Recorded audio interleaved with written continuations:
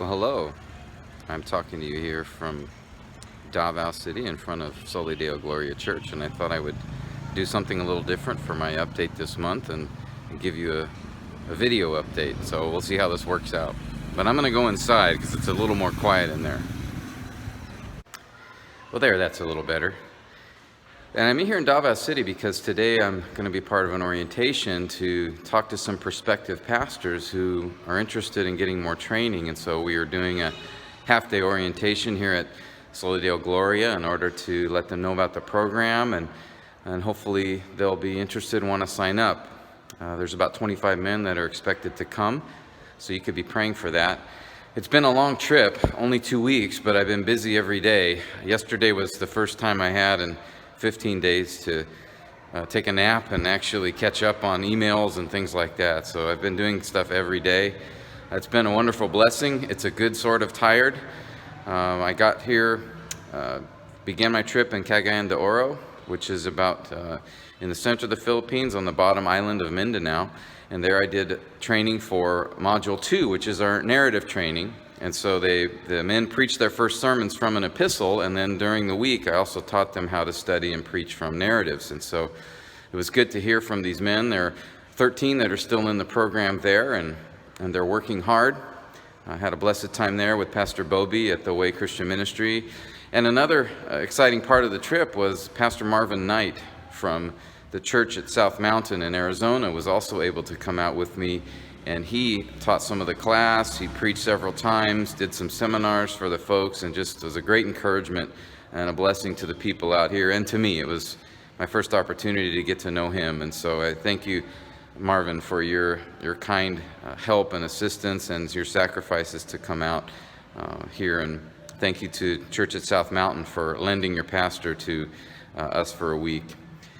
After Cagayan de Oro, we went to Cebu, and Tina has been with me this whole trip, and so she's been very busy as well. She's taught 3 or 4 times in Cagayan, and then she taught 3 times here when I was in Cebu with her and teaching the ladies, the pastors' wives, and also she did a conference for the women, and also did a seminar for the discipleship leaders. And then after the week of training in Cebu, where I focused on poetry while they taught their narrative sermons, at the end of the week we also did a couples seminar.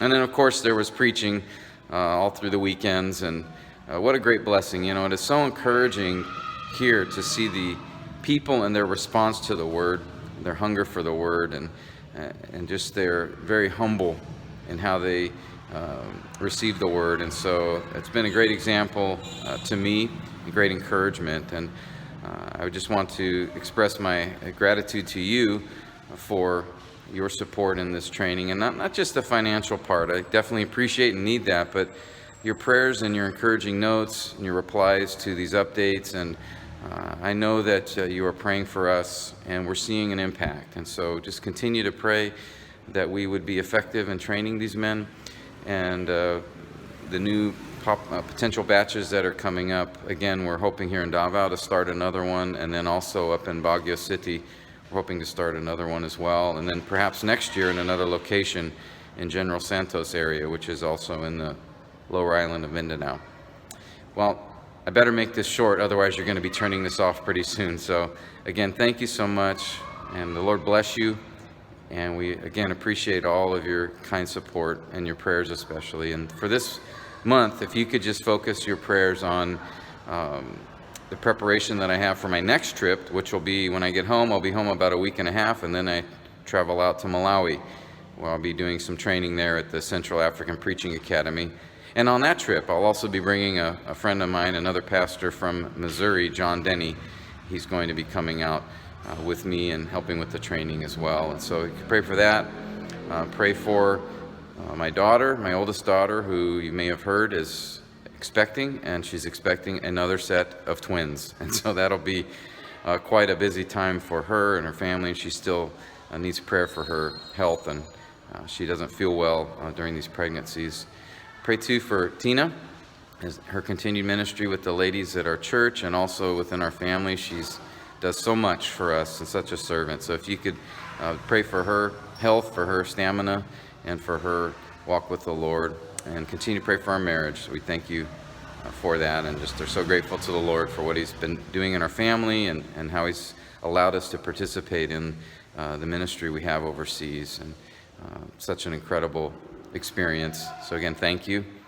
Have a blessed month, and talk to you soon. Bye-bye.